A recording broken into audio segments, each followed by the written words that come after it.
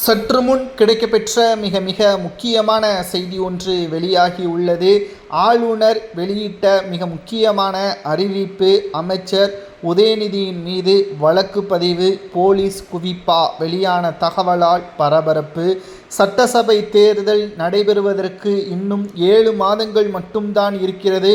இந்த 7 மாதத்தில் திராவிட முன்னேற்ற கழகம் ஆட்சியே மீண்டும் அடுத்த 5 ஆண்டுகளில் தொடர வேண்டும் என்றால் தற்பொழுதே களப்பணிகள் மும்முரமாக செயல்பட வேண்டும் என்ற ஆயத்த பணிகளில் ஈடுபட்டு வருகிறது திமுக.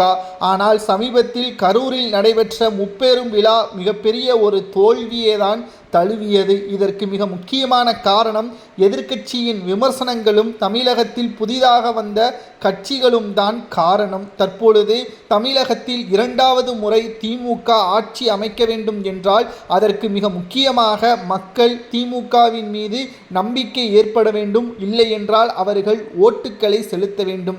திமுகவின் மீது மக்கள் நம்பிக்கை இழந்துவிட்டார்கள் என்பதை நம்மால் பார்க்க முடிகிறது. இந்த நிலையில்தான் ஒரு தொகுதிக்கு 100 கோடி முதல் 150 கோடி வரை ஏற்பாடு செய்து மக்களிடம் விநியோகம் செய்து ஓட்டுக்கு பணத்தை கொடுத்து சரிகட்ட வேண்டும் என்ற முடிவில் திமுக இருக்கிறது. இதனால்தான் ஆளுநர் RN ரவி அவர்கள் அதிரடியான ஒரு அறிவிப்பை வெளியிட்டுள்ளார்.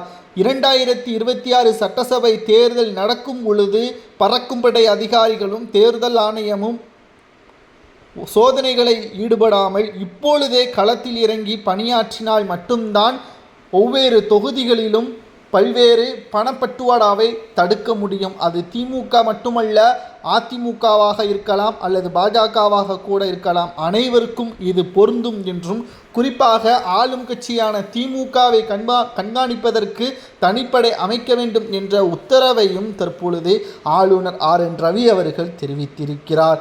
இதனால் ஒட்டுமொத்த தொகுதிகளுக்கும் தற்பொழுது சிக்கலை ஏற்படுத்தியுள்ளது. மேலும் சேப்பாக்கம் தொகுதியிலும் கூடுதலாக பறக்கும் படை அதிகாரிகள் குவிக்கப்படுவதால் பணப்பட்டுவாடா நடைபெற்றால் உதயநிதியின் மீது கூட வழக்கு பதிவுகள் செய்யப்படலாம் என்ற தகவலும் கிடைக்கப்பெற்றுள்ளது.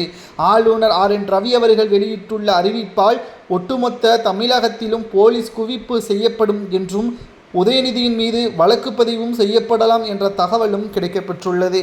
ஆளுநர் கொடுத்த அறிவிப்பு சரியா தவறா என்பதை கூறுங்கள்.